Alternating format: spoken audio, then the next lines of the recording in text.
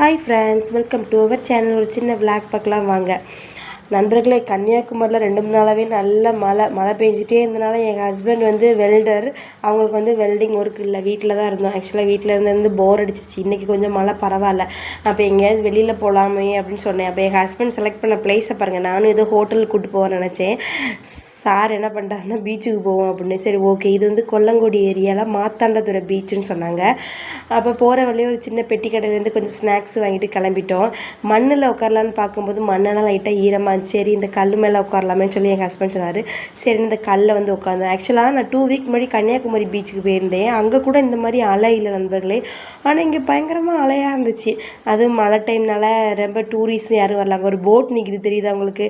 ஒரே ஒரு கப்பல்ஸ், ஒரு ஃபேமிலி மட்டும் இருந்தாங்க. அவங்க சின்ன குழந்தைய வச்சுட்டு அந்த அண்ணன் வந்து ஒரு சைடு விளாண்டுட்டு இருந்தார். அப்புறம் நாங்களும் போயிட்டோம். பாப்பா என்ன பண்ணனா, அவளுக்கு தேவை, அவளுக்கு அது ஜூஸு, அதனால் அவளும் பார்சலை வச்சுட்டு அம்மா உட்கார உட்கார வச்சுட்டா.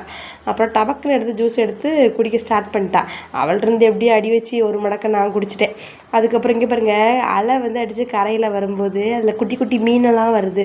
இந்த கொக்குங்க அதெல்லாம் பிடிச்சி சாப்பிட்டுட்டு இருக்குது. நான் நினச்சேன் ஒன்றும் இருக்காதுன்னு பார்த்தா நிறைய குட்டி குட்டி மீனாக வந்துருந்துச்சு. அப்புறம் நான் எனக்கு வாங்கிட்டு வந்த பொரியை சாப்பிட்டு முடிச்சிட்டேன். அப்புறம் ராஸ்மிக்கு பொரியை தான் கேட்டேன், ஃபஸ்ட்டு தரல. இருந்தாலும் அவள்கிட்ட இருந்து பிடிங்கி திங்கிறது எனக்கு ஒரு சந்தோஷம். அப்புறம் 2வது கொடுத்தா. சரி சாப்பிட்டுட்டு அதுக்கப்புறம் இருந்த பிஸ்கட் என்ன பண்ணேன்னா, அங்கே பக்கத்தில் இடத்துல அங்கெல்லாம் தூக்கி போட ஆரம்பிச்சிட்டா. இந்த பிஸ்கட் போடுறதெல்லாம் காக்கா பார்த்துட்டு அங்கே அந்த ஏரியாவில் இருந்த காக்கா எல்லாமே ராஸ்மியை வளைச்சிருச்சு வந்து. அப்புறம் எல்லா பிஸ்கட்டையும் காக்கா கொடுத்துட்டா. போட்டு வருது, அந்த அலை அடிக்கல. அதுக்கிட்ட வரும்போது அன்னைமாருங்க எல்லாருமே என்ன பண்ணாங்கன்னா குதிச்சிட்டாங்க. பார்க்கவே பயமாக இருந்தது. அவங்களோட தொழில் தான், இருந்தாலும் எல்லா ஒர்க்குமே கஷ்டம் தான். பார்த்தீங்களா, நீச்சல் அடிக்கிறது, மீன் பிடிக்கிற வேலை. எங்கள் ஹஸ்பண்ட் வெல்டிங், உயரமான இடத்துல வெல்டிங், ப்ளம்பிங், டிரைவிங் எல்லாருமே கஷ்டம்தான்.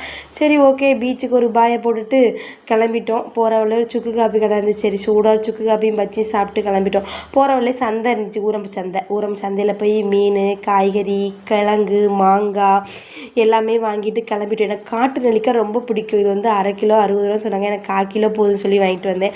இனி எங்கே போயிட்டு சமைக்க, அதனால் என் ஹஸ்பண்டு சப்பாத்தி வாங்குவோன்னு சொன்னாங்க. சரி நல்லதாக போச்சு, நமக்கு வேலை செய்ய வேண்டாம் சந்தோஷத்தில் சப்பாத்தி குருமா வாங்கிட்டு கிளம்பிட்டோம். ஓகே ஃப்ரெண்ட்ஸ், வீடியோ பிடிச்சா லைக் பண்ணுங்கள், சப்ஸ்கிரைப் பண்ணுங்கள், கமெண்ட் பண்ணுங்கள். பாய்.